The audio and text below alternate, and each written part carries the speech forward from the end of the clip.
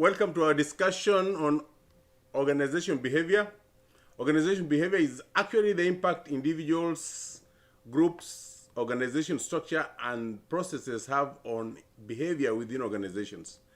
And the organizations we're talking about this time are the Society of Recent African Immigrants into the United States and how they impact the ecosystem of mental health and substance abuse. Today, we are going to try to understand how the individuals and groups of recent African immigrants have an impact on mental health and substance abuse medication in the United States, and someone to help us understand that is Pastor Morgan Ikonne of New Life Foundation Recovery, who has a lot to say about this, and I'll just let him introduce himself again and we move on. Pastor Ikonne, it's on you to introduce yourself. Let's see what we have to do, how African immigrants impact the ecosystem of mental health and substance abuse medication in the United States. Thank you, Dr. David Amakobe. It is a pleasure to be with you again on this important topic about mental health and substance abuse, focusing on African immigrants of recent descent here in the United States of America, especially as we explore what perspective the African immigrants of recent descent has as it relates to substance abuse and mental health. My name is Morgan Ikonne. I'm the director of New Life Foundation Recovery, located at 11 Parkway Circle, Castle Away. By way of training, I have various licensures and certification, substance abuse as well as in mental health. And it is just a pleasure and an honor to come your way today to have robust conversation on the issue of mental health and substance abuse affecting the ecosystem of the African American immigrants who are recently settling in. Oh, good, thank you. So let's touch first of all. People come with their baggage into any environment, and the baggage that African immigrant brings is their culture. So how does that affect how they relate or identify or give meaning to mental health and substance abuse? Absolutely, you cannot divulge an individual from his or her culture.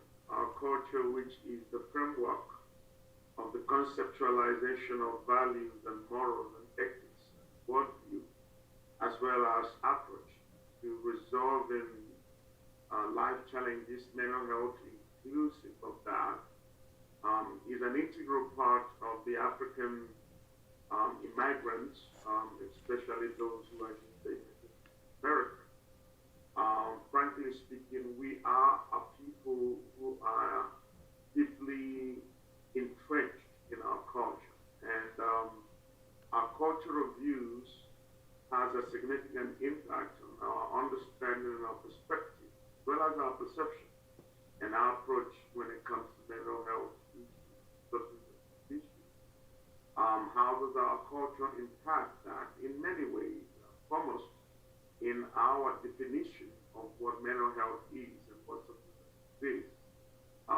What I mean by that is that often within the African immigrant community, there is an existing pre-notion that hinges on some sort of definition that sees mental health issues, substance abuse, either as a spiritual issue in a greater proportion. Not that there are not those who see it as the medical, there are those who do, but in a greater proportion, that cultural inclination spiritualized mental health is carried along even to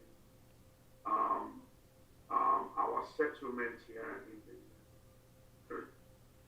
Secondly, our culture also informs what treatment modalities may tend to be open to.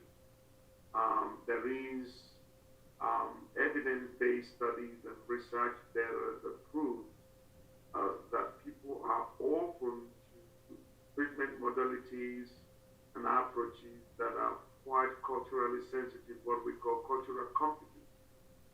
So in that way, the culture does impact to the extent are open to the treatment modality or not.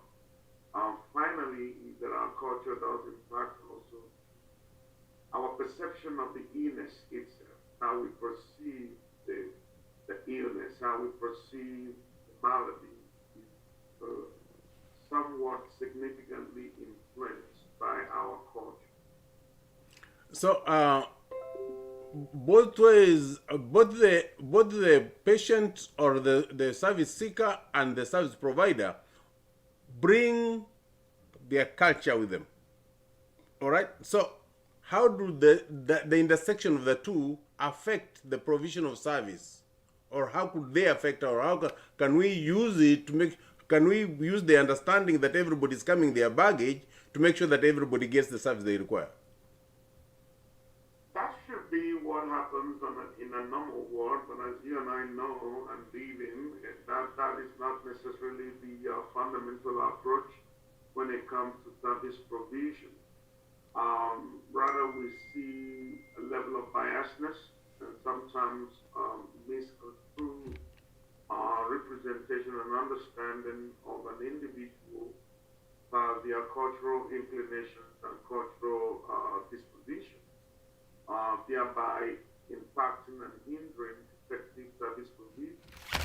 But within effective service provision and even within ethical service provisions, there is a necessity for training in cultural competence. And what that means is that each provider needs to be culturally trained, be competent in knowing and acknowledging diversity, and acknowledging also the role that culture plays in effective provision of services and treatments to clients. Also to the clientele themselves. Their culture does impact them, their willingness to be open, to divulge essential information. There are certain cultural restrictions that hinders people from speaking openly to individuals whom they have not dealt trust with. So there is a hesitation sometimes that is culturally informed, thereby negating effective remedies being prescribed. So there should be a bridge, and that bridge is that the provider needs to be culturally competent, and when they are competent and culturally trained, they are able to weave their way through some of these restrictive cultural measures that clients carry along, and that will help them to reach their clients in an effective manner.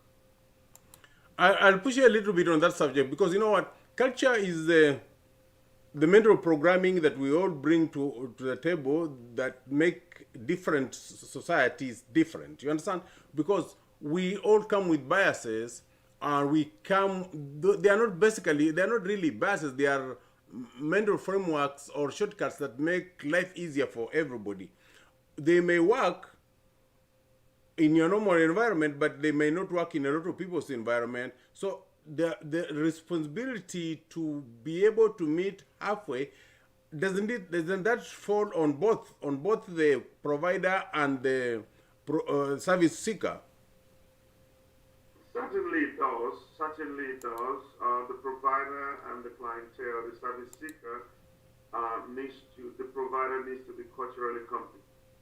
The service seeker or the client needs to understand the limitation of his or her preconceived cultural ideology when it comes to the environment that he or she seeking service. For example, African immigrants of recent descent need to acknowledge that when you walk into a provider's office, he or she is not coming from your cultural background. Therefore, does not necessarily understand you. It behoves on you to bring about those information that would help the provider do a proper diagnosis of your challenge, as against assuming that he or she should know what to do. So there is a need for clients and providers to meet halfway.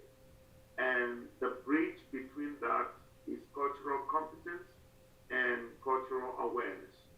For the provider, cultural competence. For the client, cultural awareness, meaning that you are aware consciously that I'm not in Zambia, I'm not in Zimbabwe, I'm in America, and the culture of this nation in a way permeates and defines the approach to service provision. And that awareness is critical for effective service provision at the end of the day. Yeah, that's good, but you get the point that the particular population we're talking about may not seek help, may need somebody to hold their hand to go through the system. So how do we ensure that both the person helping them to get into through the system and the person being helped to get the system and the service provider understand the limit? I don't want to call it limitation, but the boundaries that both of them bring with them. I think to the ecosystem we are speaking on to, which is the African immigrants of recent here, the challenge is our methodology of assimilation. When you look at the Latino community, there is great structural institutional structures that are in place. When they come into the United States, they rally around within those institutions. They get, some sort of civic educations. They get assimilated, and that assimilation process helps them to understand the need to begin to shift in cultural inclinations. For the African immigrants of recent descent, there is no such that exists. There is more so such individual people come in, they're trying to find their way themselves, and a lot of mistakes are made at the end of the day. So to remedy this, there is a need for African immigrants of recent descent to organize more effectively to help those who are coming into the country to assimilate in a way that they are able to understand the necessities of shift in cultural perception and cultural disposition, as well as how things function and how things work in the United States of America. Without that in place, it is very difficult for an immigrant to really navigate through the maze of the complicated healthcare system here in the United States of America. Yeah, but the responsibility of organizing rests based squarely on the immigrants themselves. It doesn't. There may be a complication in the sense that this country has a way of lumping people into their color categories, and the African immigrants look black, so they are just put in the black category, and there they get lost. In the sense, they get lost there. So I think when you talk about the Latino immigrants, their specificity is a strength in the sense, because they are be able to be identified as a distinct group. But this group that comes and joins our already existing group brings a complication with them, because although they may look the same, but they don't look. It's the cultural inclination is different. Speak on that one. That is absolutely correct, and I agree with you 100% on that. The lumping together of a black skin individual African American disenfranchises the Africans of recent peace in so many ways.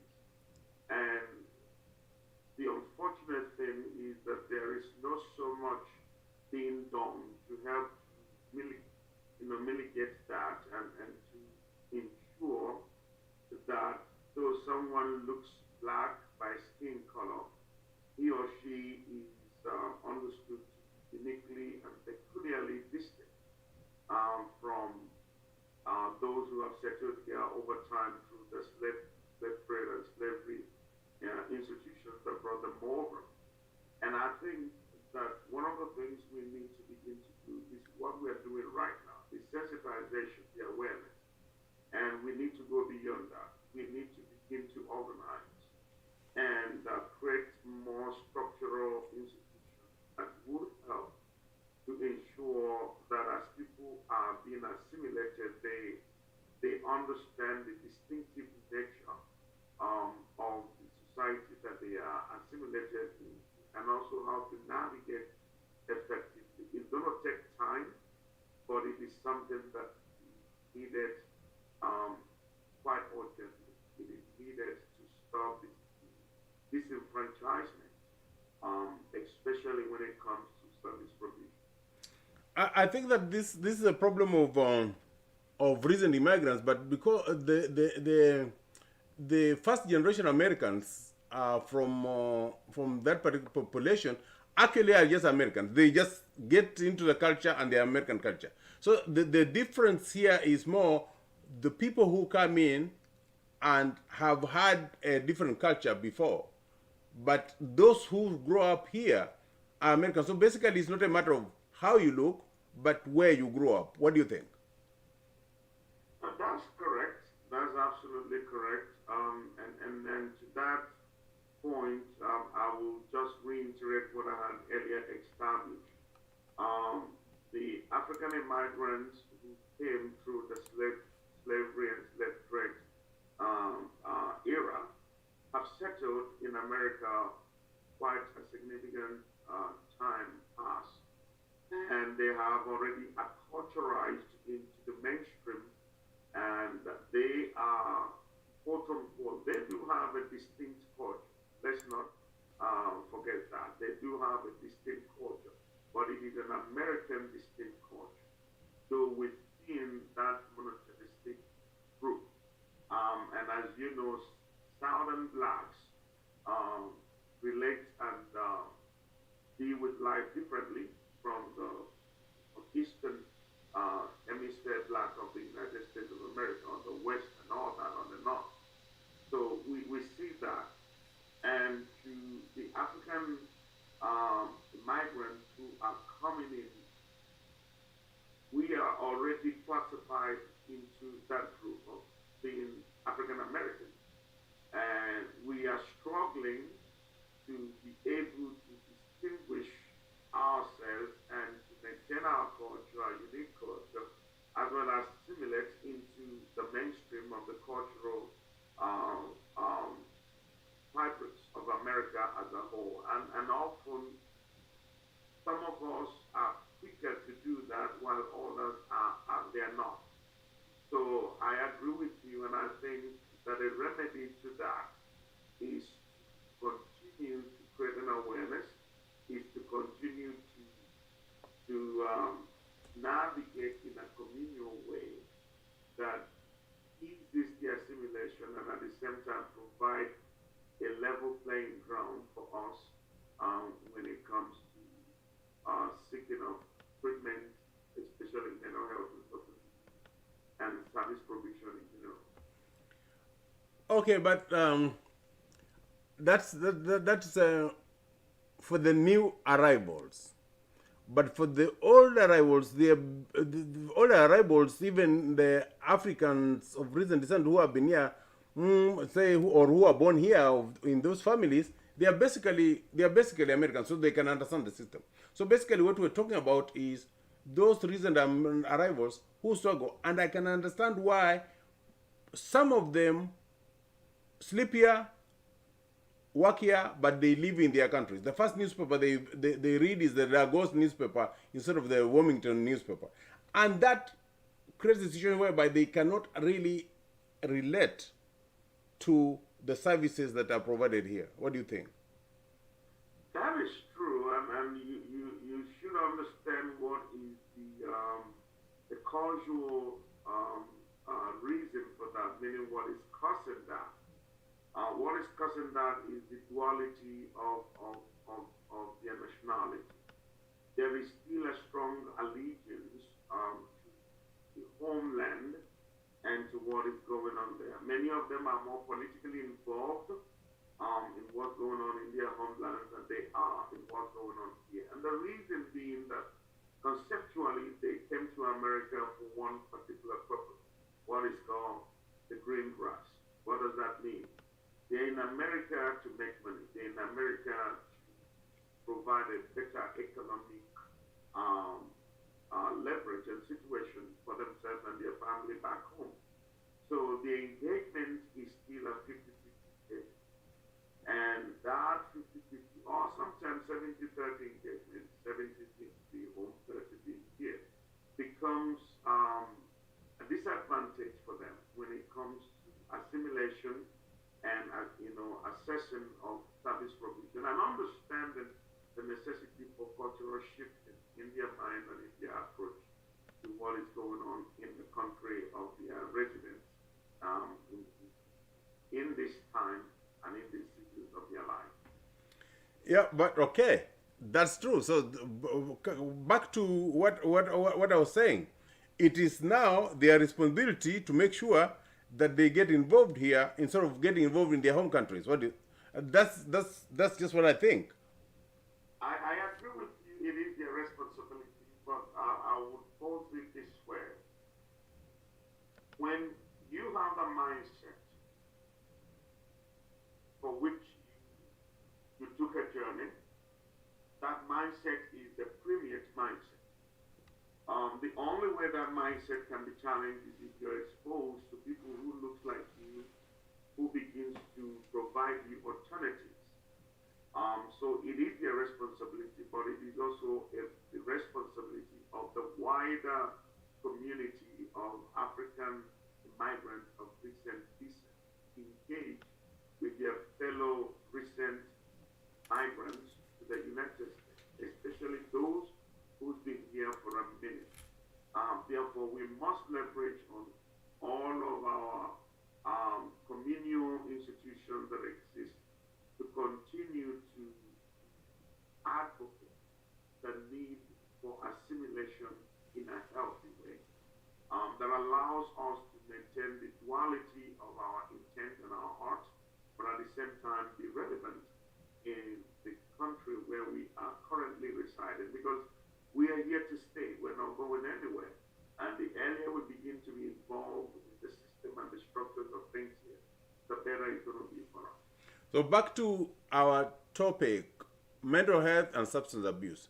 Given that this particular group of people are half invested here, half invested in their old countries, how does that affect their ability to, first of all, accept help, or rather even seek help in the first place, and then accept it, and then be able to receive it in a way that will make it useful?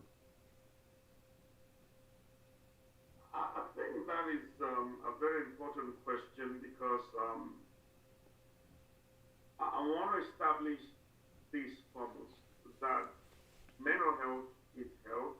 It is an integral aspect of holistic living. And once an individual conceives that in his or her mind, it changes a whole lot when it comes to approach, when it comes to openness, and when it comes to decisions that the person makes to seek for treatment and service provision. The challenging aspect of your question is that majority, not everybody, but a greater percentage of the African migrants of recent descent have not foremost acknowledged They may have acknowledged, but they've not accepted in truth that mental health is health, and therefore they have an open desire to seek for treatment when they have symptomatic indicators of mental health issues in their life. So until there is a paradigm shift in that conception of mental frame, then it's not going to be possible.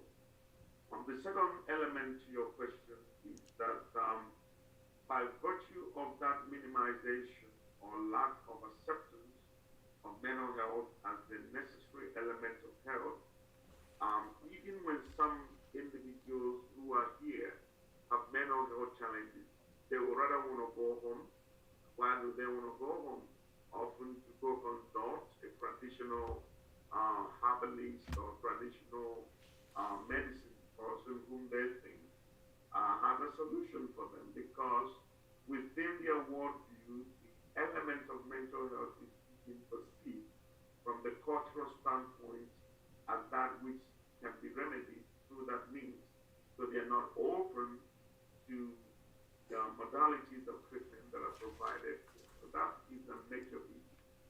For those who have come to the awareness and the openness to it, sometimes are quite hesitant to approach because of the cost of service provision.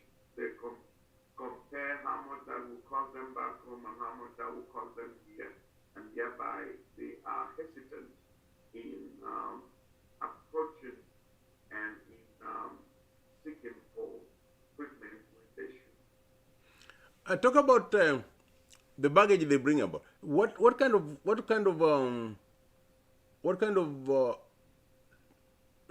relationship do people with mental health have with the service provision in their old countries? You know, that cannot get out of your mind even if you cross the Atlantic. So if you have the perception of mental health being something that you need to be about, something that shouldn't be talked about, then obviously even when you come here you don't want to talk about it. So let's go to the best. Let's go to the origin. Talk about how mental health is handled in Nigeria per se. I think that's a very important question in understanding the topic we're dealing with, which is mental health and substance abuse within the African immigrants of recent descent and the perspective with. The foremost thing is that mental health is viewed in a historical cultural context. There is a lot of cultural elements and historical elements that influences the perception of African immigrants some mental health. But asking Nigeria in particular, the greater population assesses mental health to be something that is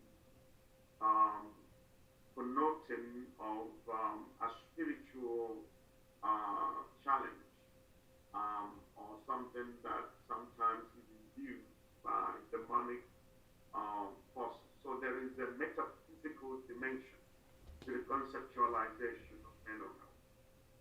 Also, there is the communal influence to that perception. In other words, how does the community perceive it? It appears, and this is evidence, that how the community perceives it is the normalized way of its perception within that community. So take, for example, somebody who is suffering major depression within that community. If that is seen to be an attack on that person, if that is seen to be a punishment from the gods, if that is seen to be something that is abnormal, a person naturally is inclined to think about it that way. Also, an element of level of education and exposure is another thing that impacts people's perception and conception of mental health. And so these whole myriad of issues constitute what you call the baggage. And I think, to be fair and to be honest, this is not everybody, but the majority have that disposition, and that seems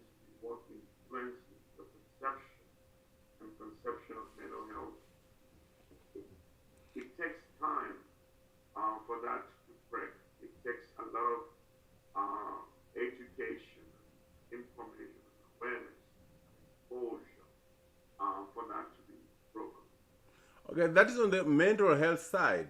On the substance abuse side, let's start the lighter side. Talk about alcohol. How do Africans perceive alcohol consumption? Unfortunately, alcohol consumption is woven into the cultural practices of the African individual, and that is within the continent as a whole. Growing up as a young man in eastern Nigeria, um, um, when a child is born, the ceremonial rites and rituals that are performed has to be done with alcohol. When you are going through rites of passage, has to be done with alcohol.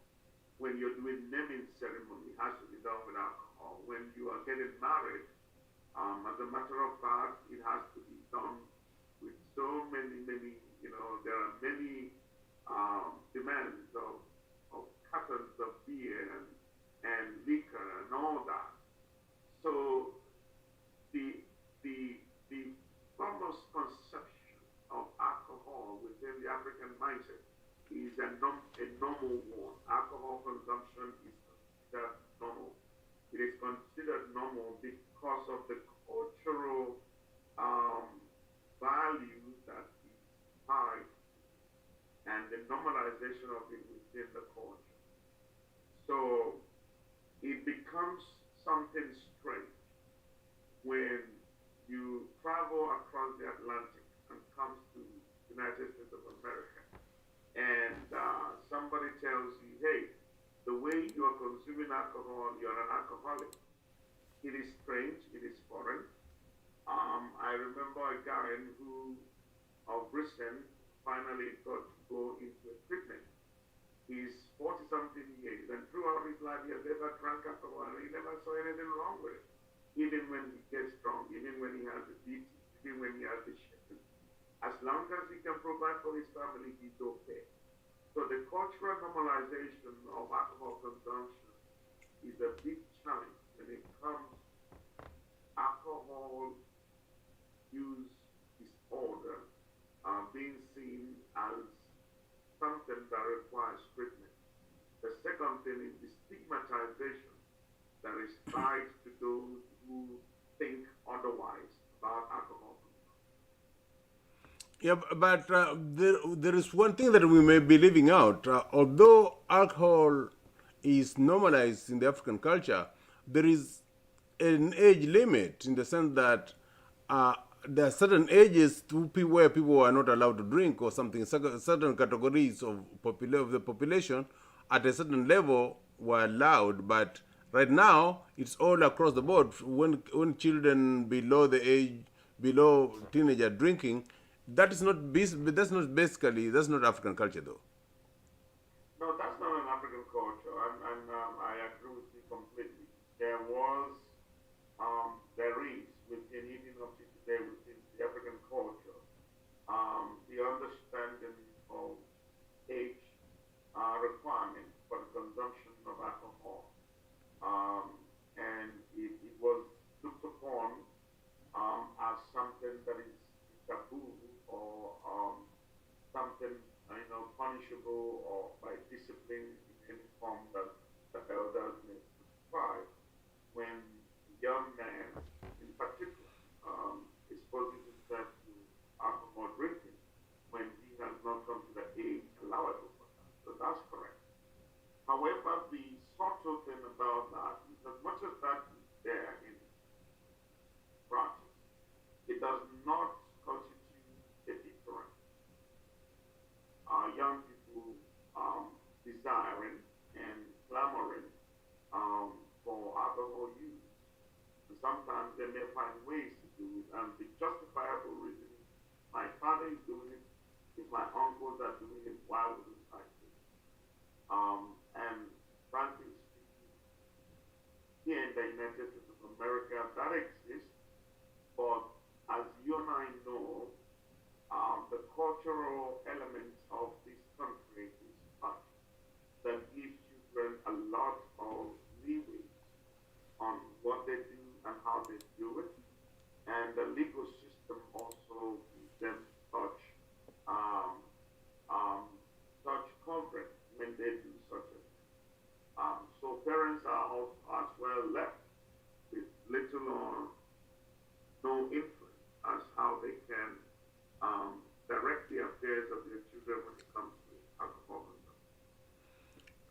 So now, given that there's that, how do we how do we make sure that people don't go overboard, or to say completely stop is stopping a whole industry? Okay. uh, so we cannot on this video say from today it's dry country, no alcohol, don't take alcohol because you'll become an addict. You can't do that. So as a practitioner, just say what is reasonable. I think I need to speak to this quite clearly, and I appreciate the question. I want to establish that by no means, legally in the United States, alcohol is legal. Okay, let's put it that way. There are age limits and age requirements for the consumption of alcohol. Secondly, nobody as a practitioner has the right to tell you stop drinking alcohol. People can only advise you on the impact of alcohol consumption, your life and on your body and health. So that being said, the consumption of alcohol in itself does not constitute alcohol use disorder, meaning that somebody drinks a glass of wine doesn't translate into an addict. Addiction to alcohol becomes evident when the individual cannot function without the use of alcohol. Secondly, it becomes evident when there are great legal and financial consequences, as well as health consequences, that are arising out of the person's consumption of alcohol. Each individual knows what they can handle in terms of alcohol consumption. Therefore, my advice is clear. You know yourself. If you know that alcohol consumption is that which, when you're exposed to it, leads you to behaviors and actions detrimental, advise yourself not to. If you have to drink, drink reasonably, drink meaningfully, and be able to know when your alcohol consumption is becoming an addiction for you and seek treatment. And that is where I'm going to leave that for now. I can get that. Okay, now we have handled that. That's legal, but you see, where we have a problem is the person may not know when they cross the line. So the families, the people around them, will be able to know when that line is being crossed. So address the families, because I know in your practice you also include family and caretakers. Just when will it, at what time will the family be able to say, I think Dave needs help? That's a very important question, because addiction does not happen in a silence. Addiction is a family disease, in any sense of it. And what that means is that when addiction is occurring in an individual's life, it impacts everybody within that family unit. Therefore, families play a significant role in recovery, in treatment, especially in early intervention. When a family member, alcoholism is impacting his ability to keep a job, his finances, getting DUIs, coming home drunk, he's beginning to develop some health challenges by virtue of consumption. Behaviorally, there is now beginning to be domestic violence occurring in the family because of alcohol use. It is necessary that the family engages that individual in intervention. Intervention has to be objective, meaning that it is not accusatory. Don't go accusing people. You need to be able to have objective, factual knowledge of what you are going to say. Also, it is important that the family understand their limits. What that means is that families must acknowledge that they are not therapists in themselves and they are not practitioners. Therefore, they must encourage the individual out. In those doing so, if the person is not listening, engage those within the community that the person has honor and respect to. The good thing within our community is that we still have that strong communal tie where when an elder calls you and speaks to you, there is a likelihood that you will listen. Get the church or the pastor involved, and in such early intervention prevent a lot of conflict. Okay, that's good.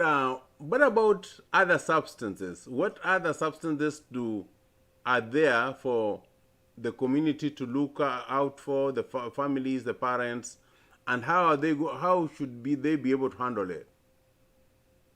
Within the ecosystem we are referring to, the major substance of abuse is alcohol. Some kind of lingers into cocaine, which is called the white powder, and that is mostly among the elite of the African Americans, migrants of the same descent. Our young people is where there is a lot of challenge problems. They are influenced and they are caught up also in marijuana smoking, which is cannabis or weed. They are caught up in ecstasies. They are caught up in heroin. They are caught up in pain medication, Percocet, oxycodone, oxycodone. They are caught up even with morphine and Valium and all that. So our children are more exposed to wider range of substances that are addictive in nature and against the parents. Mostly parents of African migrant origin struggles with alcohol, cocaine, or weed, more specific. And each of these substances, there are physiological indicators, there are also mental indicators that somebody is abusing these substances. And hopefully, with time, we would classify most of the substances that are more prevalent among African migrants and speak to the symptoms that parents and loved ones could be looking at to know if their loved one is abusing any of such substances. That's a long list, and that will make people worry. So, what are the signs to look for? Just off head, what would a parent think? I mean, or even a caregiver. This is a new country for these people. Okay, everything is new, and everything is coming at them at a very fast rate. This is another one to look out for. So, as a practitioner, what would you tell them? What would you tell them to look out? Because you have said Percocet, this is prescription medicine, and you know that a majority of African immigrants work in health. So, how do you relate that? I think let me establish that there should be no reason for fear, and this is reality. And I mean, when I say there should be no reason for fear, doesn't minimize that this is truth. Let's begin with prescription medication. If you, as a parent of a young child, is prescribed any painkiller, please put it away, lock it up. Make sure that you count the tablets that you take, and be very observant if those tablets are missing. Now, this is the catch of it. Your child may not be abusing it, but he or she may take it and sell it, as a street drug. A pill of, let's say, 10 milligram of Percocet goes for about $45 to $50 out there. So it can hook them up into the rush of wanting to start drug selling and drug